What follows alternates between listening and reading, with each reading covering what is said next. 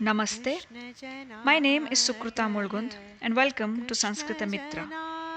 Today, on the occasion of Krishna Janmashtami, we present Sri Krishnakshara Malika written by Vasishtha Ganapati Muni. We began the series on the life and works of Vasishtha Ganapati Muni by giving a brief introduction of the Muni and presented few verses from Indrani Saptashiti in our first video. Today, as we are celebrating Janmashtami, the birth of Krishna, one of the most widely revered and the most popular of all the Indian divinities, this is the right time to present the story of Vasishtha Ganapati Muni's birth, which is very interesting in itself. Then, we present few shlokas from Sri Krishnakshara Malika written in praise of Lord Krishna. We travel back to the year 1878. Both his parents had unique experiences before his birth. On the holy day of Ratha Saptami, his mother Narasamba had been to the famous Surya temple at Arasavalli. At the temple where she stayed overnight, she had a dream in which she saw a beautiful woman presenting her a pot of fire. The moment the pot touched Narasamba, it entered her womb in the form of a child. Making this dream come true, Narasamba was soon with child. 9 months later, Narasimha Shastri was in Kashi performing tapas at the Dundi Ganapati temple. He had a vision that a little child came out of the idol of Ganesha, sat on his lap, and disappeared. When he was witnessing this in Kashi, his wife gave birth to a child. The date was 17th November 1878. The father appropriately named him Ganapati as he believed him to be the gift from God Ganapati himself. He was also named Surya Ganapati. However, it was changed to Vasishtha Ganapati as he belonged to the Vasishtha Gotram. This is how he is famously known as. A child prodigy, he had a retentive memory at the tender age of 7. He was able to prepare the Panchangam at the age of 10. He finished studying Sanskrit, poems, grammar, poetics. Epics like Mahabharata fascinated him and he read it again and again. By the age of 14, he mastered the art of composing poetry spontaneously.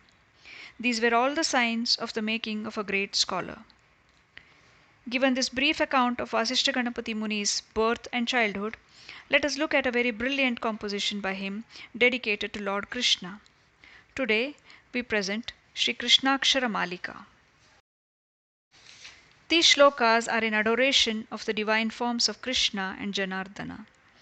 This garland is beautifully woven with each verse starting with the Sanskrit Aksharamala. So here are a few verses from Sri Krishnakshara Malika. Krishna Janardana, Krishna Janardana, Krishna Janardana, Krishna Hare,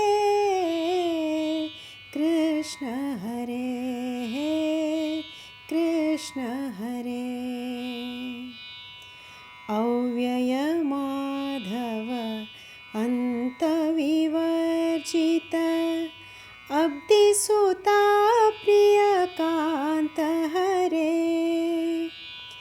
Asharanashana Divivarjita Atmajnanadanatha Hare Krishna Hare Krishna Hare Indramukhamara वृन्दसमर्चिता पादसरोरुहयोग्महरे ईश्वरसन्नुता इति भयापहा राक्षसनाशनदक्ष हरे कृष्ण हरे कृष्ण हरे उन्नतमानस उच्चपदप्रद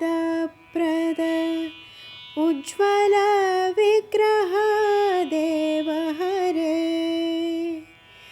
ऊर्जोनाशिता शास्त्रवसञ्चय जलधरगर्जितकण्ठ हरे कृष्ण हरे कृष्ण हरे। ऋषिजनसन्नुत दिव्यकथामृत भव्यगुणोज्ज्वलचेत्त हरे। ऋकार प्रिया ऋक्षगणेश्वर वन्दितपादपयोज हरे। कृष्ण हरे कृष्ण हरे। एकमनो मुनि मानसगोचर गोकुलपालकवेश हरे। ऐरावतकर सन्निबदोर्बल निर्जित दानव सैन्य हरे। कृष्ण हरे कृष्ण हरे। कृष्ण जनार्दन कृष्ण जनार्दन कृष्ण जनार्दन कृष्ण हरे। कृष्ण हरे कृष्ण हरे।